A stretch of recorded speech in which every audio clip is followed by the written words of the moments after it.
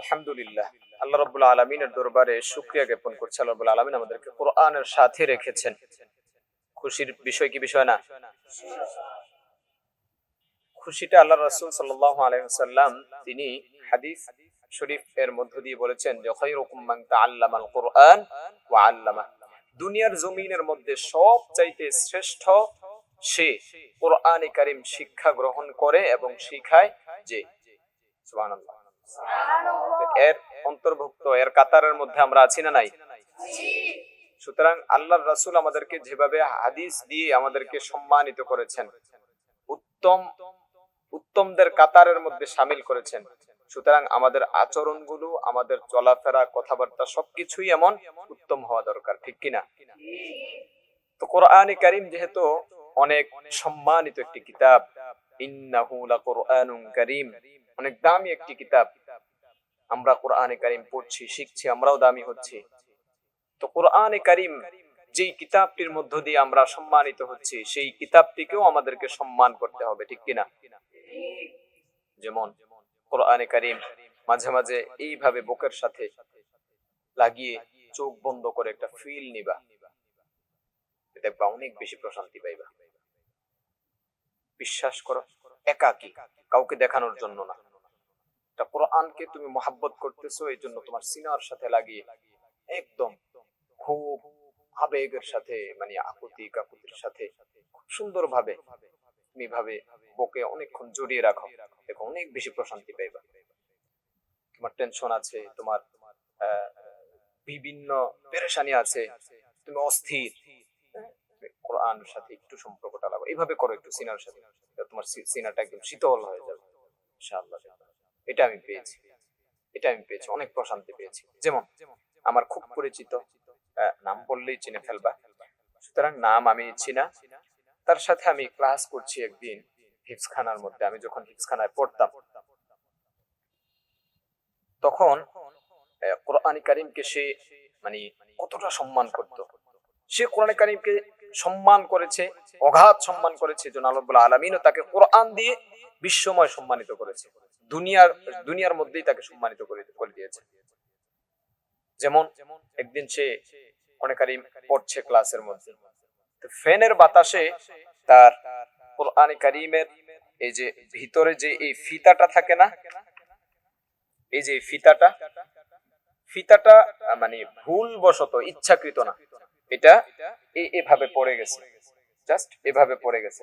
সে সাথে সাথে কোরআনে কারীমটা মানে বুকে নিয়ে সে কি করলো সে মানে পাগলের মতো হয়ে গেছে, এই একটা অবস্থা করছে। এই ছিল ছোট্ট একটা মানে উদাহরণ। সুতরাং কোরআনে কারীমকে যে ভালোবাসবে, আল্লাহ রাব্বুল আলামিন তাকে উত্তম বানাবে না, মন থেকে কোরআনে কারীমকে মহব্বত করবে, ভালোবাসবে, আল্লাহ রাব্বুল আলামিন তাকে মানে সম্মান দিবে না দুনিয়াতে এবং আখিরাতে, এটা অসম্ভব। আমরা কোরআনে কারীমকে সম্মান করব কি করব না? করতে হবে ইনশাআল্লাহ। বড় হতে হবে, আদবওয়ালা হতে হবে। বাবা মা, মুরব্বি এবং উস্তাদ, বড় ভাই বোন, বড় যারা আছে সবাইকে অবশ্যই আপনি করে সম্বোধন করতে হবে, নাকি? যদি সম্ভব হয় উত্তম আচরণের জন্য ছোটদেরকেও আপনি করে বলা। বুঝে আসছে? হ্যাঁ, তুমি যদি কাউকে সম্মান করো, তাহলে আল্লাহ রাব্বুল আলামিন সবার কাছে তোমাকে সম্মানিত করবে এবং সম্মানের পাত্র তোমাকে বানাবে। বুঝে আসলো? হ্যাঁ, তো সেটা অর্জন করতে হবে, সেটা লালন করতে হবে। কোরআনে কারীমের একটা গিলাফ, একটা কভার, হ্যাঁ, যেভাবে সম্মান করা যায়। যেমন অনেক ভাই বোনেরা আছে যে কোরআনে কারীম এর সাথে সম্পর্ক নাই, সম্পৃক্ততা নাই। যেমন বছরে একবার তেলাওয়াত করে, রমজান আসলে তেলাওয়াত করে, বাকি 11 মাস কোরআনে কারীমটা ওই তাকের উপরে পড়ে থাকে, ধুলাবালির মধ্যে পড়ে থাকে। আসলে এগুলো মুসলমান হিসেবে এগুলো কাম্য না কখনো। কারণ কোরআনে কারীম আমাদেরকে আল্লাহ রাব্বুল আলামিন আমাদের উপর নাযিল করেছে, আমাদেরকে দিয়েছে, এটা আমাদের পরম সৌভাগ্য। অন্য কোন নবীর উম্মতকে তো কোরআনে কারীম দান করেন নাই, নাকি দান করছে? দান করেন নাই। দুনিয়ার জমিনের মধ্যে আসমানি যত কিতাব আসছে, দুনিয়ার শুরু লগ্ন থেকে আজ পর্যন্ত যত আসমানি কিতাব আসছে, সব আসমানি কিতাবের মধ্য থেকে শ্রেষ্ঠ কিতাব হচ্ছে আল কোরআন, ঠিক কিনা? কোরআনে কারীমকে নাযিল করার সময় আল্লাহ রাব্বুল আলামিন পাহাড়কে প্রশ্ন করেছিল, পাহাড়, তোমার উপর আমি কোরআনে কারীমকে নাযিল করতে চাই। লাউ আনজালনা হাযাল কোরআন আলা জাবাল, এ জাবাল, তোমার উপর আমি কোরআনে কারীমকে নাযিল করতে চাই, তোমার অভিমত কি?